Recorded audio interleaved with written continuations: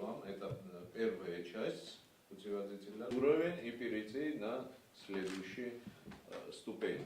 И, соответственно, программу экзаменов и в июле, да?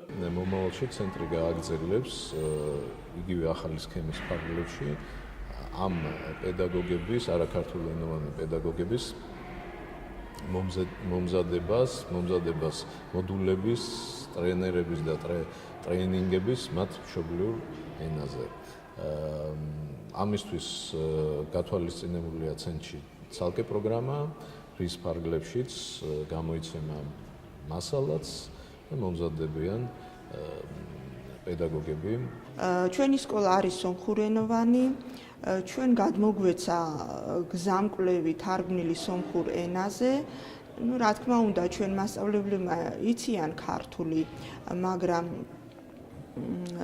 თარგმნილი სომხურ ენაზე ამ წიგნით უფრო კარგად გაიგებენ. გაუმარტივდებათ მუშაობა სკოლაში და უფრო კარგად ჩაერთვებიან ამ პროცესში.